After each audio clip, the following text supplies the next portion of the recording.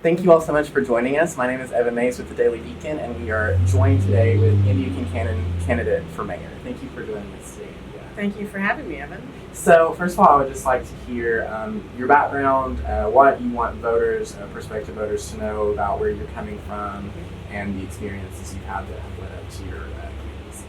Okay, thanks for asking. My name's Indya Kincannon. We actually moved here to Knoxville about 20 years ago because of University of Tennessee. My husband's a professor at the law school. So we are big UT fans of the school and academics and all the cultural life they bring to the city. And we're balls for life. We love all the sports and everything as well. So that's what brought us here.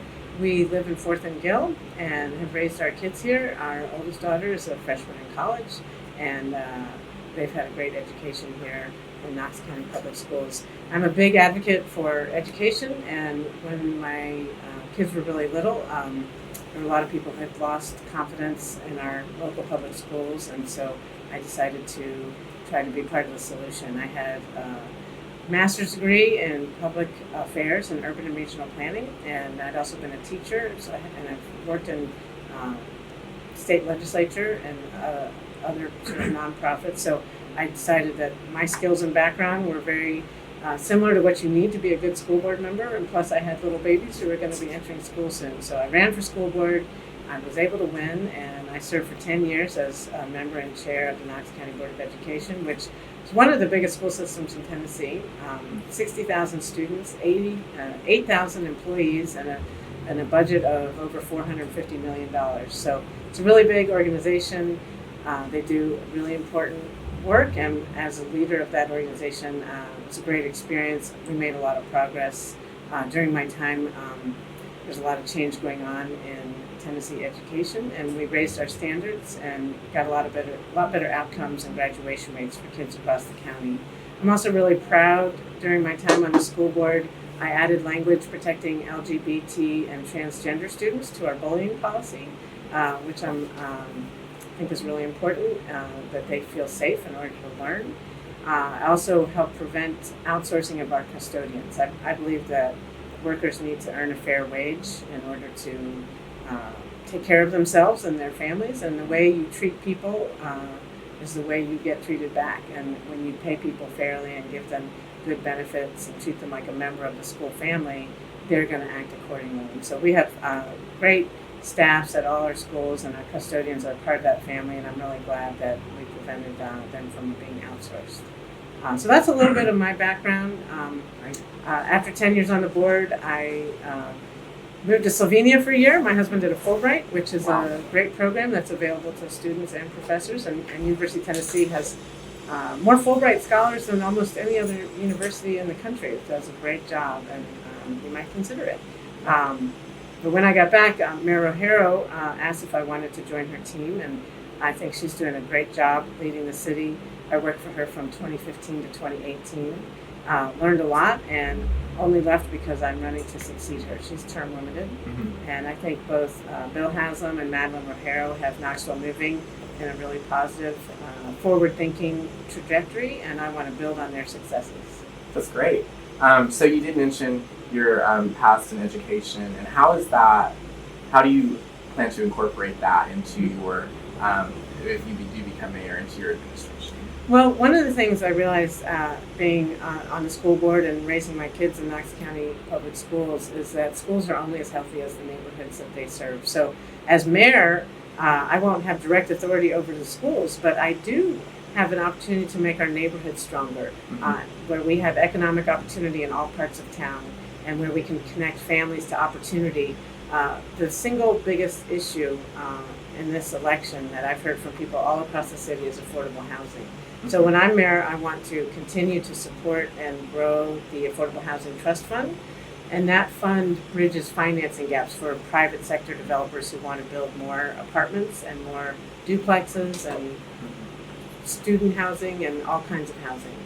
Because if you've taken an econ course, you know that when supply of something goes up, price goes down. And right now, more people want to move to Knoxville, and so there's greater demand, and prices of apartments and homes are all going up. So I want to increase the supply of affordable housing, But on the other side is the demand side, and this is where my education background will come in handy. I'm going to appoint someone to be workforce development liaison, and that person's going to be on the city staff, and their job will be to connect people to training and apprenticeship opportunities, particularly in high skilled trades. Right now, there's a lot of people who think that a 4-year college degree is the only way to a successful career, and it is an amazing way to succeed, and I applaud all the students at UT for pursuing that path. But it's not necessarily the best path for everybody. Some people are really skilled in working with their hands and find the kind of work that iron workers do, carpenters, welders, plumbers, appealing and satisfying and meaningful work.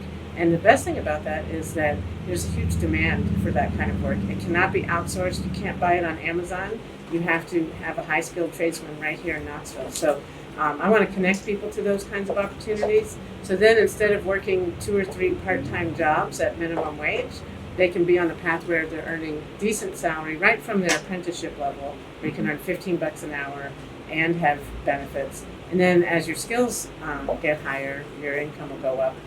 Because ultimately the goal is to have people be able to earn enough income so they don't need subsidized housing. Right, yeah. One issue that a lot of candidates have talked about and proposed is making Knoxville eco-friendly and a green city and things. But one thing that you have sort of set yourself apart as a candidate by doing is straightforwardly saying climate change is an issue that people in Knoxville face. So elaborate more on why you decided to be blunt enough to say that climate change is one of the issues you care about in terms of something that's a local election. Well, I believe climate change is real. I believe it's an existential problem. I also think that it's important, instead of panicking about it, to start doing things about it. Act globally, think locally. And I think we have made some strides in that regard, and we've set some ambitious goals. The 2020 goals for the city of Knoxville have already been met, so that's good. And the city council and mayor just recently adopted more ambitious goals for the next round. So when I'm mayor, climate change is going to be a really important priority, and that affects our economy, our health, and jobs, and everything else. So I have one of the first things I want to do is appoint Mayor's Climate Council. And when this council is going to include experts and activists, people from University of Tennessee who know about clean energy technology and best practices, people from the conservation communities, Sierra Club, the Southeastern Alliance for Clean Energy. There's all kinds of people who have expertise in this, whether it's transportation or making energy efficient buildings. So I want to take advantage of that expertise, have this council work on behalf of not just improving the energy efficiency and reducing emissions by the city itself, but for the whole community. Because we need to do this to be a resilient city. Back in February, before you started at UT, we had severe flooding, massive flooding. This September has been the hottest, driest month in recorded Knoxville history. And so I know weather and climate change are not the same thing, but it seems like these extremes are getting worse every year. And if you aren't prepared for it and trying to make changes for it, then you wouldn't be a responsible leader. So I'm going to make that a priority. I also think we can be a leader in energy efficiency. Like I said, we have UT here. We also have Oak Ridge National Lab. We have a lot of smart students who care about this and want to make our city greener.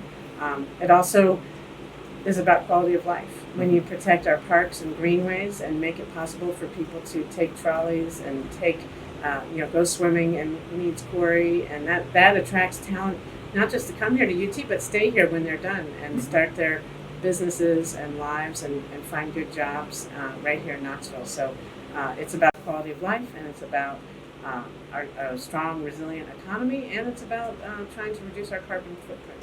That's great. So I have a couple of UT-centric questions, because like we were talking about before the interview, not everyone that's going to be watching this or reading the article is a member of the UC campus community, but a lot are, and we try at the weekend to focus on appealing to those viewers and readers. So first of all, UT is a very politically active campus community. Mm-hmm. We very recently had we had a climate strike on campus. We marched through campus. We had student speakers. How exactly do you think that student voices where do you think student voices, where is their place in not one specific political discussion, but just in political discussions in general? Well, I would encourage the UT community, the students in particular, to think globally and act locally. Mm-hmm. It's great to do the climate strikes, and I think Greta, the person from Sweden who has been a great advocate, demonstrates that young people's voice does matter and people will listen. Mm-hmm. I think it's also important to channel that energy into electing people who have those same priorities. Because protests and demonstrations are one element to making change, but we have to elect people who have these as priorities. So I encourage UT students to register to vote before October 7th and vote in the Knoxville City election. And I'm the mayor who's going to be making this a priority. So that's one way to make change, is to elect people. The other way is to practice what you preach. Use cat buses. Use as you move to navigate around, share your ideas for how we can make our city more sustainable, whether it's through better collaboration on transportation issues or making our buildings more energy efficient, whether it's UT buildings or City of Knoxville buildings, or ways to help people weatherize their homes. Jobs in those regards, but also innovation and service projects that UT students are always doing work all around the city, helping various things. So maybe they can focus on service projects that also lead to more sustainable city. Right. Awesome. And then my other UT-centric question: if you're elected mayor, why or how do you plan to partner with UT leadership, both student leadership and the campus administration, and collaborate with them going forward into the 20s? Into the 20s. Into Wow. the 20s. I haven't thought of that. Yeah. What class are you? Class of I'm the class of 2023. 2023. Hopefully. Yeah. Fingers crossed, Yeah. guys. Well, I have nothing but goodwill towards the University of Tennessee, and I've met some of the leaders throughout my years as a school board chair and working for Mayor O'Hara, and so I see University of Tennessee as a huge asset to this community, bringing in a lot of talent and resources and energy. So I want a strong town-gown relationship. I want to collaborate on everything from traffic issues to sustainability issues to arts and culture things. We rely on the School of Social Work to help us measure and understand needs of distressed parts of town and how we can better address big challenges like the opioid addictions and whatnot.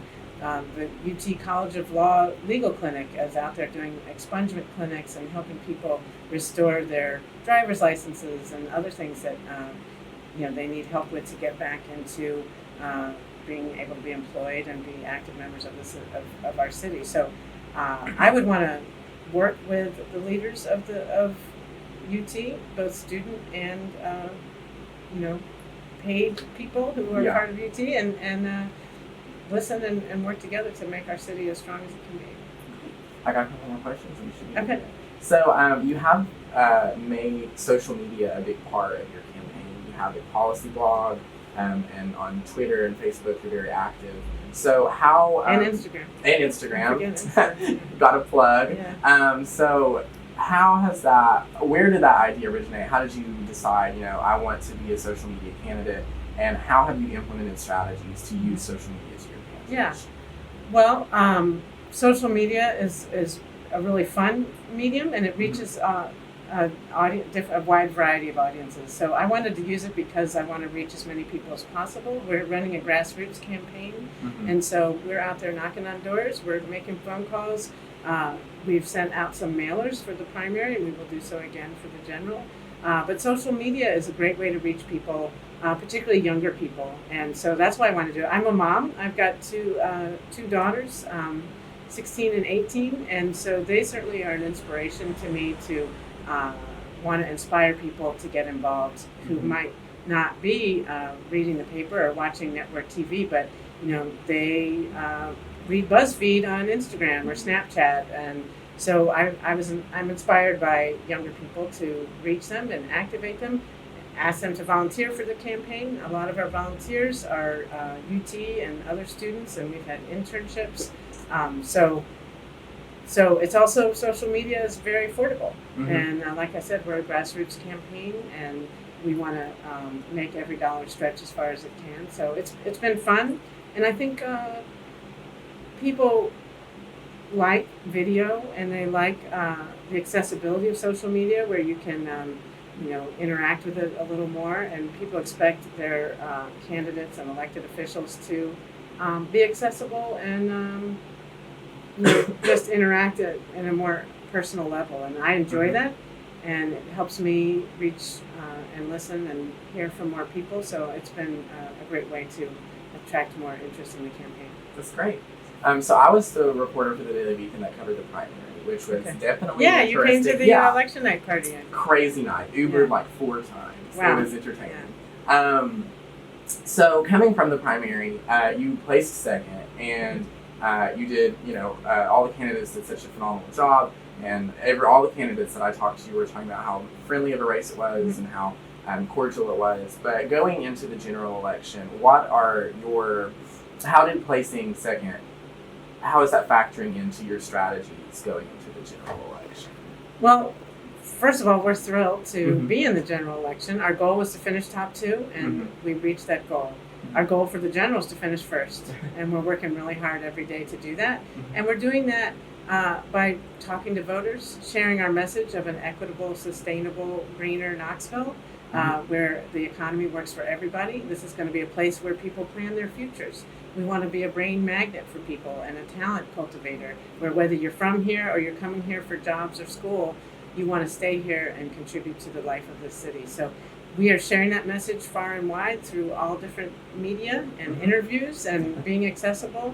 And that's how we're going to go win the general election. It's just this grassroots effort, getting our message out to people. Our strategy is hard work, grassroots, and just keep working every single day. Perfect. I got one final question. Okay. It's the most important question in the interview. Strap in. It's a rough one. What will you be wearing for your Halloween costume? Halloween is in a few weeks. We have to know. The viewers want to know. I don't know. I haven't totally thought about it. I was watching the Ken Burns thing on country music. I was thinking it might be fun to dress like Minnie Pearl. But I don't know. Maybe I'll. Well, you heard it here first, everyone. Minnie Pearl. Maybe. Yeah, I have no guarantees. We'll see how it goes. But Halloween is one of my favorite holidays. So okay. Should be fun. Well, thanks so much for taking the time. Thank you. I appreciate it. Thank you for joining us, and thank you for watching, everyone. Again, my name is Evan Mays, and you are with the Daily Beacon. All right.